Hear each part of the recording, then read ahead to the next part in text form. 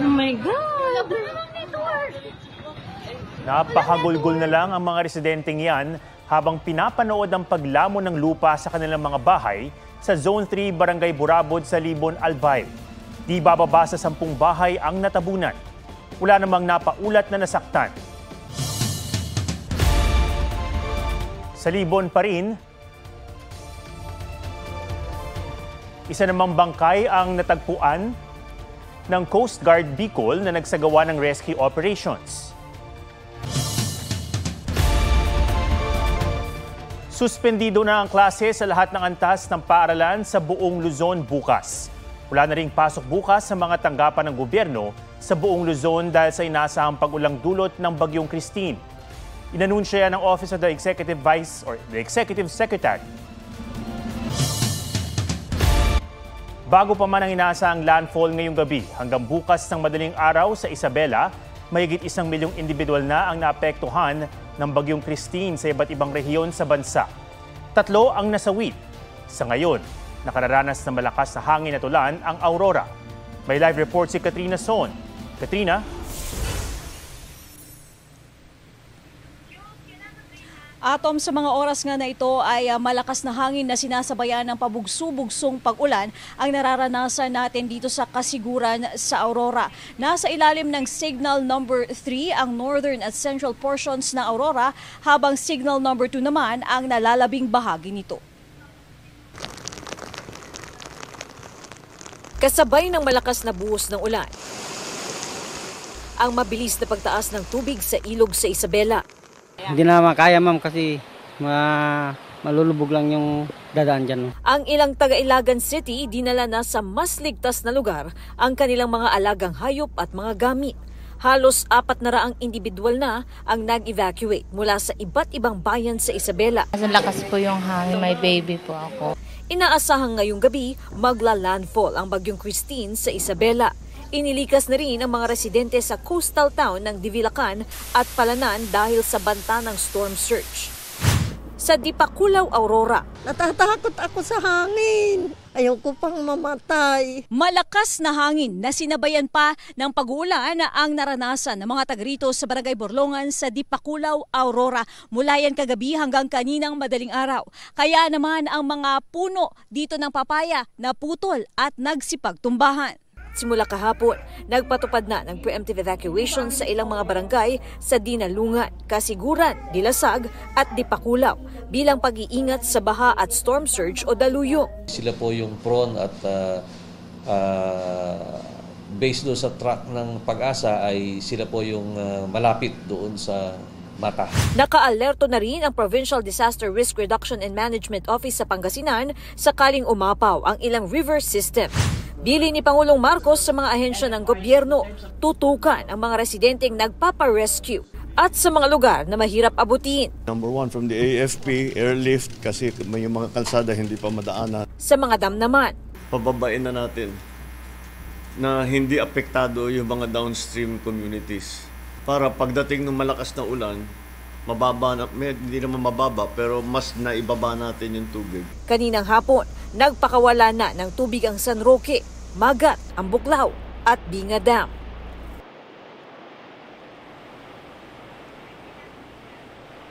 Atom, 12 mga barangay ngayon dito sa Kasiguran sa Aurora ang isinailalim sa preemptive evacuation. As of 8 p.m. kanina, Atom, nasa 116 families yan o katumbas nga ng mahigit 300 individuals. Yung mga outside evacuation naman o yung makikitulog muna o makikitira sa kanilang mga kaibigan o kamag-anak ay nasa 87 families o nasa 270 individuals. Atom? Maraming salamat, Katrina Son.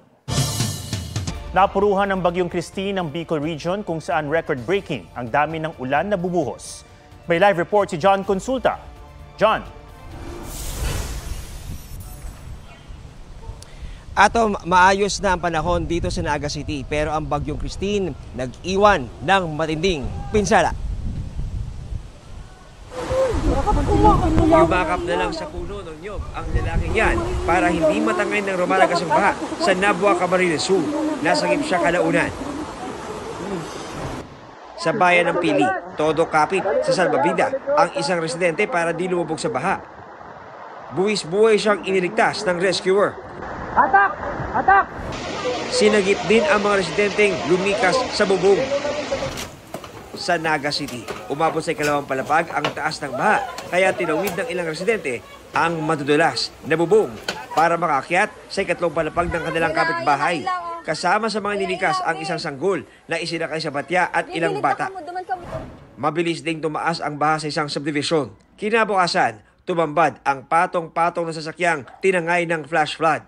Inaagos naman sa ilog ang iba pa. Nag-swell yung river at nagiba yung fence. Around 30% of the entire territorial jurisdiction ng Naga ay binaha.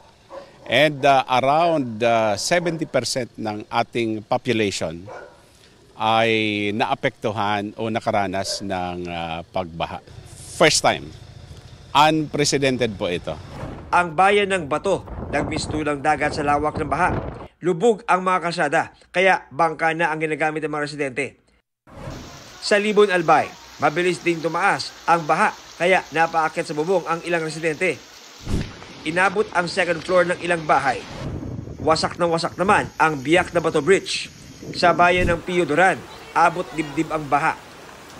Habang rumaragasa ang baha sa bayan ng Uwas kagabi, may narinig na nagpapasaklolo, tulong. Paghupa ng baha, sangkaterbang putik ang naiwan. Nagkalat ang mga sasakyang inanod. Sa Pulanggi, halos abutin ng tumataas na baha ang lalaking yan na nasa bubong na ng bahay. Matindi rin ang baha sa Legazpi City, kaya inilikas ang 22 taga-barangay Kabangan. Ang Ginubatan, nalubog din sa buhangin at batong galing Bulkamayon. Natabo na naman ng landslide ang isang lalaki sa Ligao City, Albay. At 4 na bahay sa Jose Panganiban, Camarines Norte. Matinding pinsala ang naranasan ng Bicol Region dahil ayon sa Pag-asa, 300 to 500 millimeters ng rainfall ang ibinuhos doon ng bagyo mula kagabi hanggang kaninang umaga. Babad na babad po yung Bicol Regions, mabagal nga yung bagyo. Over the past 24 hours, ang bagal ng kilos niya. So, ibig sabihin, talagang halos sa kanila nabuhos.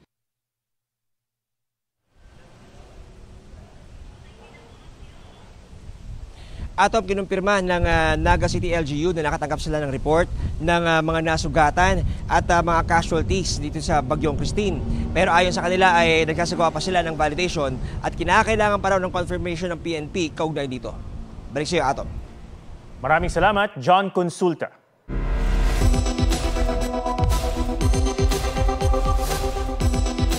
Sa pagtama ng bagyo o anumang kalamidad, mabuting matiyak pa rin na malinis ang inuming tubig para iwas sakit. Pakuluan ang tubig sa loob ng 2 minuto, takpan habang pinapalamig at saka isalin sa tamang lalagyan para hindi makontamina. Pwede rin gumamit ng chlorine tablets na libre makukuha sa mga LGU at health center. Sa kanyang pagdalo sa Senate hearing, harap-harapang inakusahan si Pastor Apollo Kibuloy ng mga dating miyembro ng Kingdom of Jesus Christ ng pang-aabuso. Ang tugon ni Kibuloy sa report ni Ian Cruz. After turning off the light, he embraced me and left me in shock and speechless.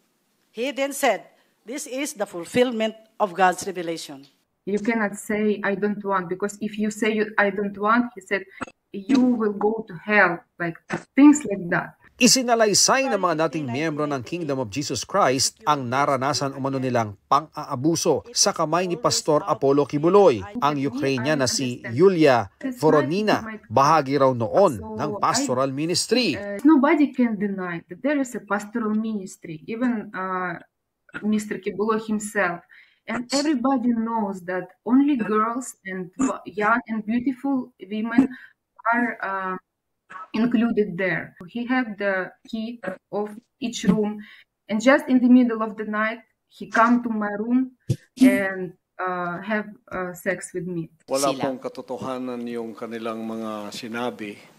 Kung meron po silang mga charges na criminal laban sa akin, malaya po silang mag-file ng kaso at doon ko haharapin. Isa sa mga orihinal na miyembro ng KOJC, si Teresita Valdehueza, na hindi lang daw nakaranas ng sexual abuse, pinaghanap din daw siya ng pera para matustusan ng gasto sa KOJC at marangyang pamumuhay ni Kibuloy at ibang opisyal ng grupo. May kota raw ang mga KOJC worker at minsang nakalikom ng 10 to 15 million pesos.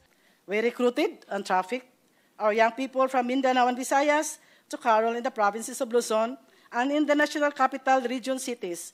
Marami pong estudyante na Nobyembre pa lang kailangan nang mag-absent sa paralan at ang iba hindi na nakabalik sa pag-aaral dahil inuna ang simbahan. Wala pong polisiyang ganon ang kingdom na magpalimos. Hindi po. Wala pong katotohanan yun. Pinarusahan din daw siya at hindi pinakain ng ilang araw dahil sa mga gawa-gawang akusasyon. Lumalabas sa investigasyon ng PNP na nasa 200 babae ang na-rape di umano ni Kibuloy. May private army rin umano siya na kung tawagin ay Angels of Death. Apollo Kibuloy handpicked trusted members with background in military and security training to compose the Angels of Death. Ayon sa isa umanong dating miyembro nito, pumapatay sila para ipakita ang kanilang loyalty kay Kibuloy. Yung Angel of Death is nabuo po yun, yung sa mga against sa kanya. Papatayin yung mga pamilya niya, pag lumabas, pag marami silang alam. Itinanggi ni Kibuloy ang mga aligasyon. Malaya raw ang mga dating miyembro na maghabla laban sa kanya. Sa korte rin daw niya haharapin at sasagutin ang mga akusasyon. This one is like trial by publicity. Wala kaming resource person. Walang galing sa amin. Galing lahat doon sa kabila. Bukod sa mga kaso sa Pilipinas, naharap din si Kibuloy sa ilang kasong may kaugnayan sa sex trafficking sa Amerika. Ian Cruz, nagbabalita para sa GMA Integrated News. Isang sanggol ang kabilang sa mga niligtas sa Lopez, Quezon sa gitna ng mabilis na pagtaas ng baha. Ay, sige, ako nang bahala doon. Okay, sige. May sanggol? Hala, sige po, may isang sanggol pa po pala dito. Ang bahay. Sumabay pa ang brownout kaya pahirapan ng rescue operation. Ayon sa LGU, umabot ng 400 ng mga evacuees sa buong bayan. 12 barangay ang lumubog sa kasagsagan ng baha. Sa ngayon, 7 barangay pa rin ang apektado. Sa bayan ng San Narciso, bahagyang inanod ng baha patungo sa gilid ng highway ang isang bus. Ligtas naman ang mga sakay nito. Naglalaki ang alon naman ng humampas sa Batangas Port. Hinahanap ng pamunuan ng Pantalan ng Batangas PDRRMO ng matutuluyan ng mahigit 200 na stranded na pasahero. Posibleng Sabado o Biyernes pa raw manunumbalik sa normal ang biyahe ng mga barko.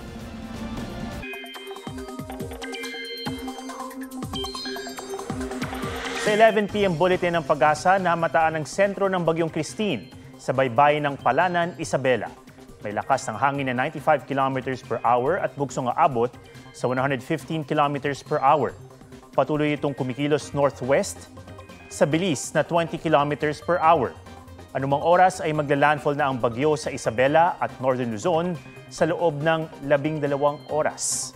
Signal number 3 sa Isabela, Quirino, Nueva Vizcaya, Kalinga, Mountain Province, Ifugao, southern portion ng Abra, Benguet, northern at central portions ng Aurora, northern portion ng Nueva Ecija, northern portion ng Tarlac, northern portion ng Zambales, Pangasinan, La Union, central at northern portions ng Ilocos Sur.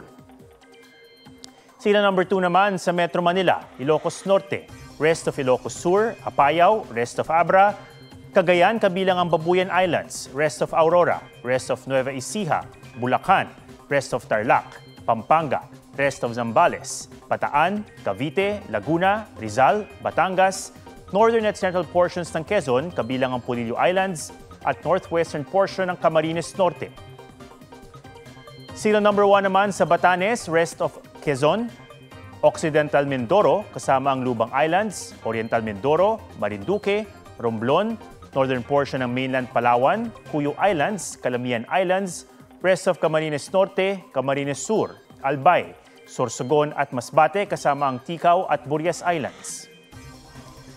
Nakataas din ang signal number 1 sa Aklan, Capiz, Antique kasama ang Caluya Islands, Iloilo, Guimaras, northern portion ng Negros Occidental, northern portion ng Cebu kasama ang Bantayan Islands at Camotes Islands, northern Samar, Biliran, northern at eastern portions ng Eastern Samar at northern at central portions ng Leyte.